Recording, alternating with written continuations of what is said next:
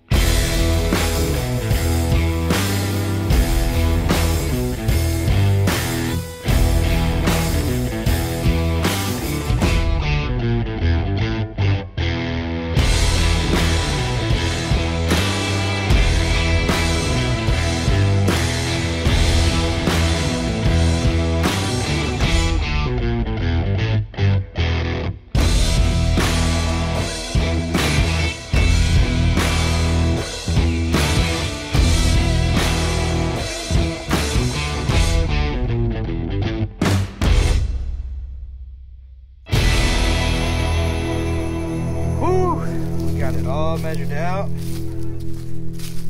There's a spot at 10 feet. Here's another spot at 10 feet. Another spot at 10 feet. And the corner post here.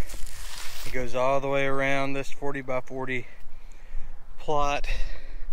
I am super pumped about this year's garden. Our starts are already going better than they have before. Our plot is way bigger than it's been before.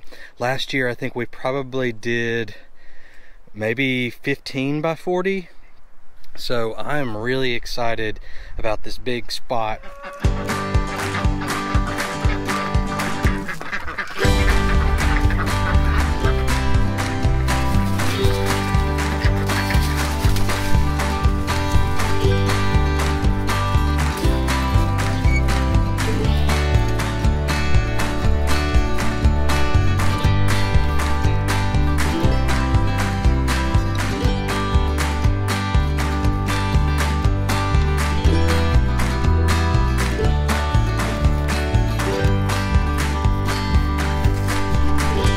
Garden spot is marked where the posts need to go, which means we need to start getting some posts in the ground. So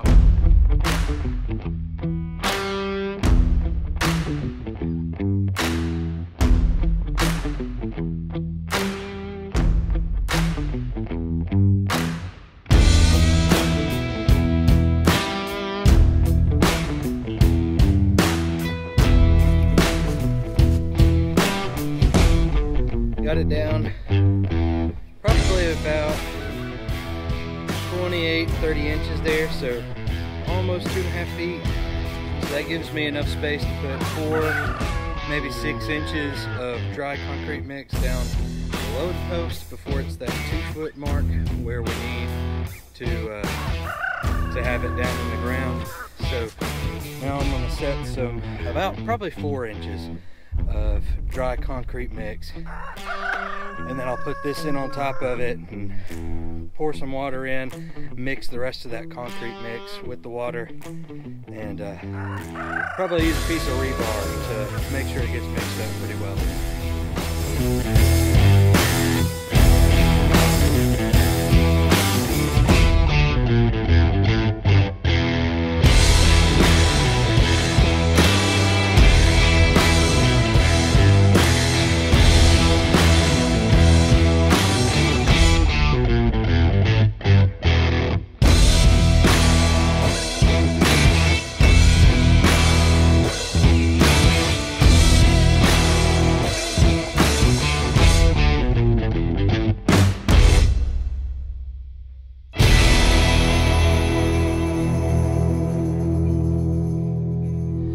So I just got the first post set, and what I did since I stopped the last part of the video, something that I always like to do, is I came back behind myself with the hose and just gently sprayed the top this post so that all of the cement dust goes down, and I made sure to go ahead and put a little graded hill around the post so that there's nowhere up against the post that water can sit.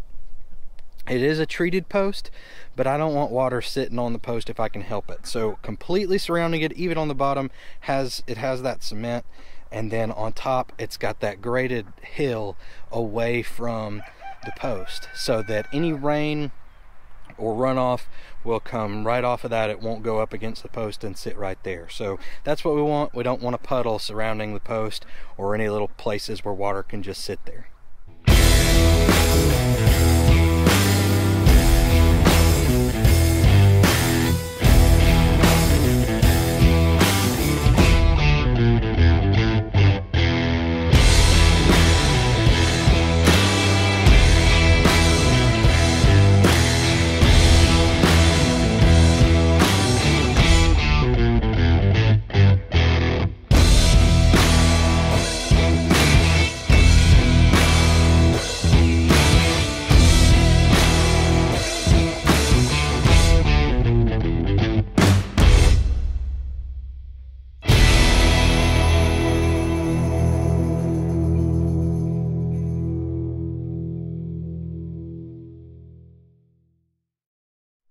We got 4 posts put in, the 4 corners. 1, 2, 3, 4. Eleanor helped me level them out some right there at the end, so that was nice. So we got those 4 in, and the sun is setting on us, as you can see.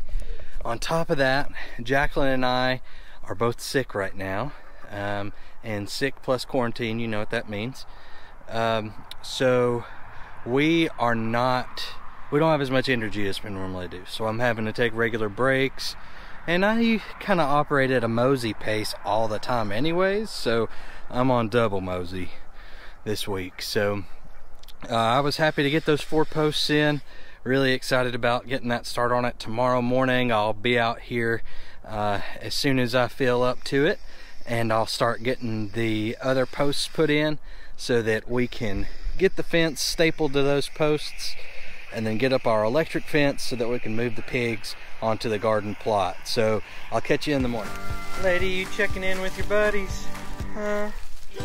How are y'all today? Pretty piggies. Y'all good this morning? Good. I got some stuff to do. Gotta get your new pen ready on the garden plot. Y'all gonna help tear it up for us? I've done a great job through here getting all this tilled up. You gonna till up the garden spot for us? Alright, y'all hang out and get some rest, because we got some work for you to do in a little bit. Well, it's not exactly morning. We had some stuff we had to take care of today, but we are about to knock out these fence posts. And by knock out, I mean put in. So let's get this stuff going.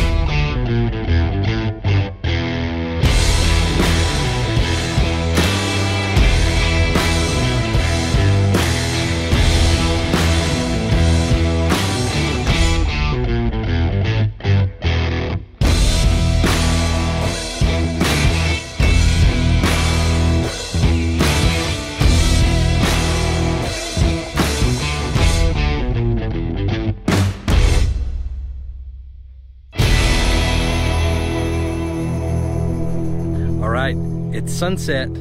Did we do it? Did we do it?